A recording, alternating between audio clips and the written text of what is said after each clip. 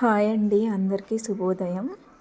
తెలుగు భాష తెలుగు వంట ఛానల్కి స్వాగతం అండి.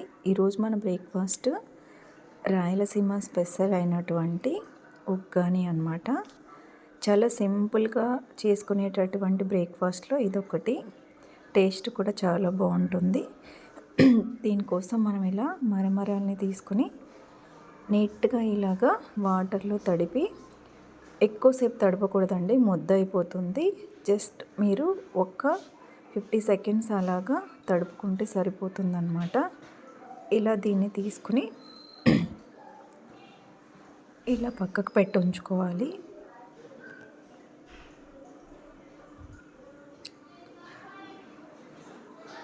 దీనికోసం మనం పోపును కూడా రెడీ చేసుకుంటున్నాము. ఇలా ఆయిల్లో ఆవాలు, జీలకర్ర, కొంచెం మినపప్పు యాడ్ చేసుకుంటామన్నమాట. తర్వాత ఆనియన్ ముక్కలు, కరివేపాకు, పచ్చిమిర్చి, అలాగే ఎండుమిర్చి, టమాటోలను కూడా యాడ్ చేస్తామన్నమాట. దీంట్లోనే మనం పసుపు, ఉప్పును కూడా యాడ్ చేసి దీన్నంతా చక్కగా నూనెలో ఇలా మగ్గనిస్తామన్నమాట. టమాటా ముక్కలు అనేవి చక్కగా మెత్తబడాలి. అవసరమైతే దీంట్లో మనం నిమ్మరసాన్ని కూడా పిండుకోవచ్చండి. మా ఇంట్లో పులుపు పెద్దగా ఇష్టపడరు కాబట్టి నేను నిమ్మరసం వేయట్లేదు.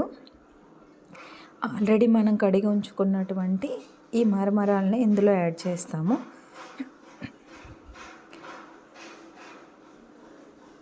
ఇందులోకి మనం పప్పల పొడిని యాడ్ చేయాలి. ఈ పప్పల పొడి కోసం మనం పుట్నాల పప్పు, అలాగే వెల్లుల్లి, ఉప్పు, కారంని కలిపి మిక్సీలో వేసి ఇలా తీసుకుంటాం అన్నమాట.